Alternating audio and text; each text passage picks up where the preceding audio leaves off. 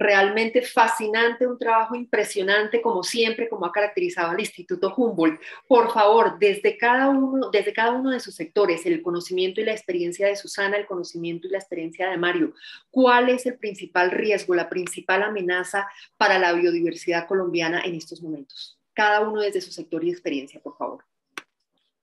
Yo personalmente creo que es como nuestra desconexión actual con la naturaleza, a todos los niveles, o sea, desde el nivel individual, un poquito la inconsciencia o la miopía con la cual utilizamos los recursos. Muchas veces las cadenas de valor nos aíslan de las fuentes de esos recursos y no nos dejan ser conscientes de que tanto estamos afectando las áreas naturales de donde provienen esos recursos. Y esto ocurre a un nivel individual, ocurre a un nivel de gremio, a un nivel de empresa, a un nivel de país, a un nivel de departamento. Digamos, a medida que vamos aumentando la jerarquía de organización humana, es más difícil poner responsables y decir es culpa tuya o qué podemos hacer o cómo nos organizamos para solucionar esto. Y creo tal vez que ese es el mayor problema dentro de Colombia. Hay una falta de articulación en ese sentido, no solo a nivel de los individuos, sino a nivel de las instituciones, a nivel de las empresas, a nivel de los gremios. Todos queremos salvar la naturaleza de alguna manera y todos queremos vivir en lo verde digamos, de alguna manera beneficiarnos de ella. Pero creo que nos falta muchísima coordinación y muy poco tiempo también.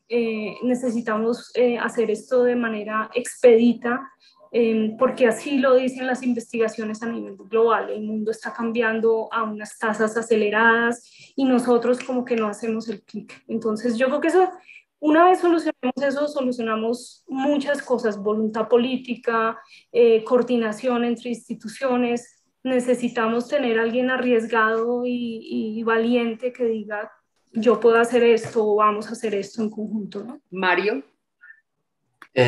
Pues me la dejó difícil, Susana, porque yo siento que pues aparte de esa conciencia propia y de que estamos muy desconectados de la naturaleza, que de hecho ya lo expresaba muy bien también con lo que ocurre con las ciudades, así que estamos volviendo a la naturaleza como una fuente sumidera, es decir, me provee algo y yo le desecho algo a la naturaleza, pero no le retribuimos nada a la naturaleza lo que está sucediendo. Siento que otra cuestión muy fuerte son las formas en las que hacemos las cosas, es decir, los modelos. Un modelo económico o un modelo de desarrollo o unos modelos de políticas o unos modelos de planear o de ordenar el territorio que no tienen en cuenta o que a pesar de que lo tengan en cuenta en términos de lo que se escribe en los papeles, pero que en términos de las inversiones o de las acciones no se refleja ese manejo sostenible, no se maneja ese reflejo de retornos a la conservación o no se maneja de alguna manera esas transiciones hacia modelos más sostenibles, pues sí nos afectan muchísimo. El principal ejemplo de eso es que en las ciudades vive más del 70% de la población, pues digamos en el mundo entero, Colombia no es la excepción, es decir, nuestra ruralidad tiene el 30% de la población, sin embargo ahí se concentra el 90% de la pobreza multidimensional, en las zonas rurales se concentra la degradación ambiental, en las zonas rurales se concentra la violencia, en las zonas rurales se concentra, pues digamos como todas estas problemáticas sociales y ecológicas. ¿Y eso qué genera? Que en últimas, si nosotros no empezamos a pensar en nuevas formas de crecer económicamente, como lo decía Susana, las cadenas de valor nos desconectan de la naturaleza. Si no pensamos en cadenas de valor conectadas con la naturaleza, si no pensamos en formas de consumir más sostenibles, si no pensamos en formas de hacer circularidad con los desechos, es decir, pensar en economía circular, si no hacemos economías más sostenibles y del conocimiento como la bioeconomía, si no tenemos modelos de desarrollo más enfocados en la sostenibilidad, en solucionar el cambio climático, etcétera, etcétera, pues vamos a seguir con el mismo ciclo, pues que es casi que perverso, porque además la necesidad humana es muy grande en todas partes, es decir, todo el mundo tiene que comer, todo el mundo tiene que vestirse, todo el mundo tiene que salir adelante, entonces compra, vende, o sea, hay un modelo y un sistema que nos lleva en una inercia que, como dice Susana, necesitamos políticos, necesitamos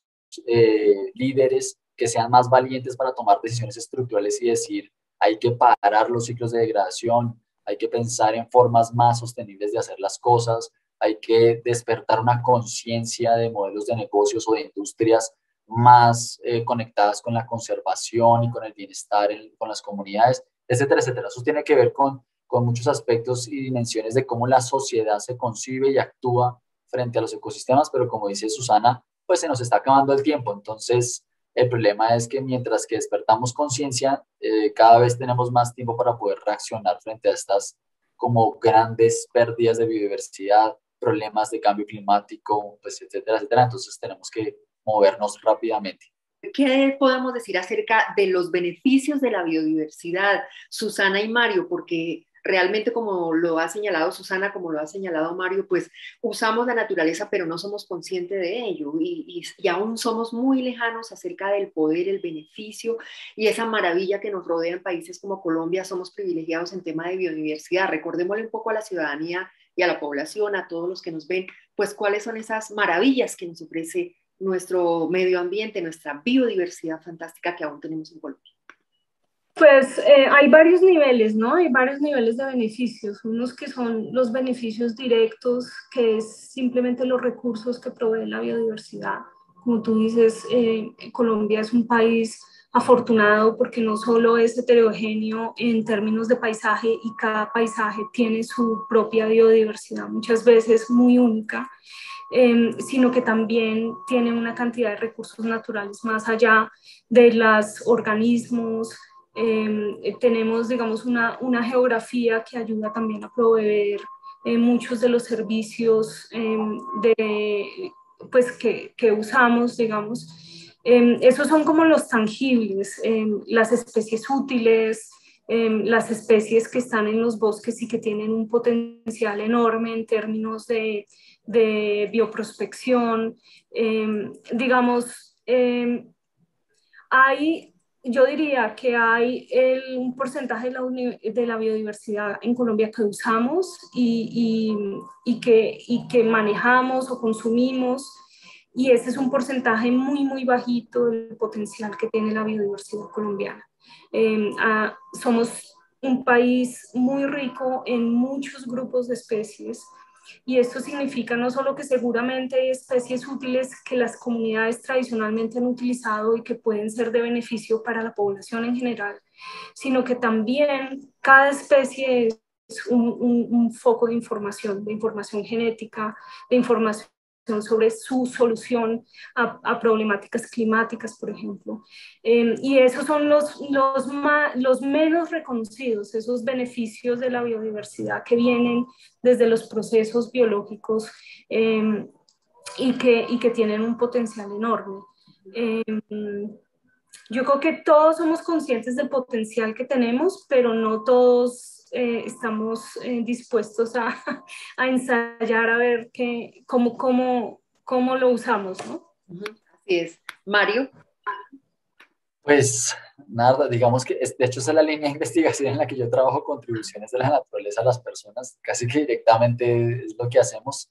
Y si existe una clasificación, de hecho viene de IPES, y es básicamente que la naturaleza puede darle a las personas contribuciones materiales, es decir, alimentación, materias primas, digamos que puede ser fuente para el desarrollo de negocios. Entonces, dentro de las materiales hay aspectos monetarios, es decir, aquellas que podemos meter en cadenas de valor, comerciales, hay no monetarias, que son más de sobrevivencia, la pesca artesanal, la recolección de frutos, etcétera, etcétera, que es más para mantener como un medio de vida, digamos, en los ecosistemas, como una comunidad indígena o una comunidad afrocolombiana.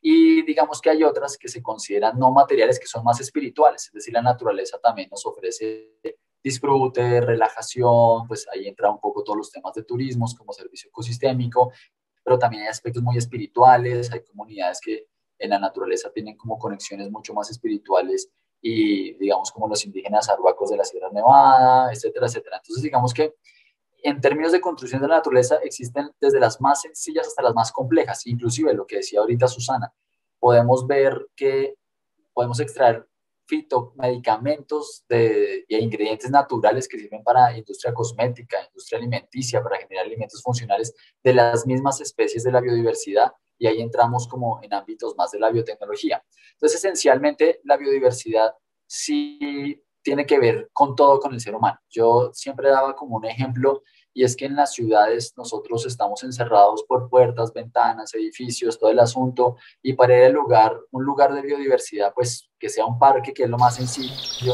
pues puede que esté a 10, 15 minutos, a veces 1 hora, 2 horas, mientras que las comunidades indígenas y afro, de hecho, no tienen puertas, no tienen ventanas, su, digamos, como su expresión de vida es un continuo con la naturaleza. Entonces a ellos se les hace muy extraño que nosotros en las ciudades, digamos, o decimos casi siempre, tengo que conservar allá, o allá en el bosque tiene que suceder las cosas, o allá están deforestando cuando ellos lo viven todos los días, y para ellos su expresión de vida es una relación continua.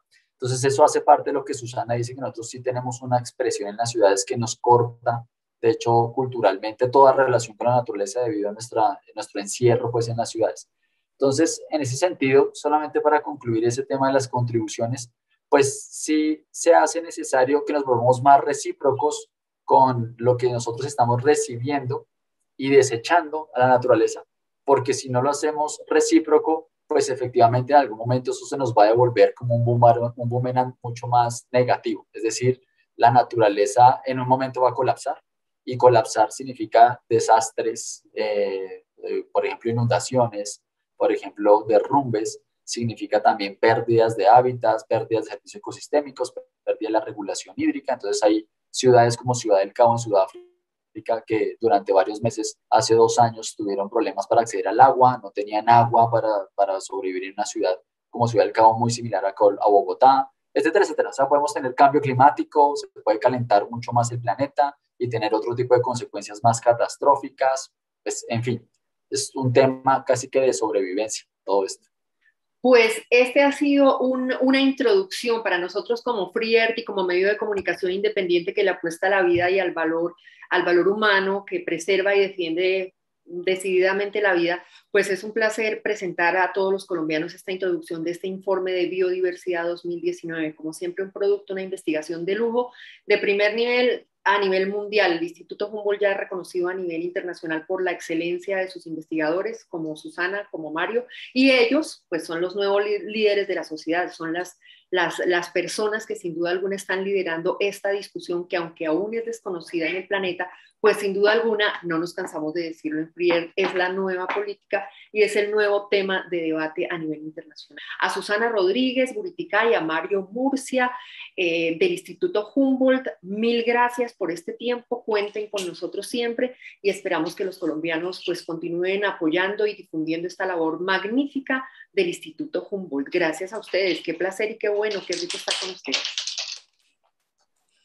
Gracias, Narda, por la invitación y de nuevo a todos los que nos ven y oyen, la invitación también es para que exploren estos reportes, que hay información súper interesante. Perfecto, Mario, un placer.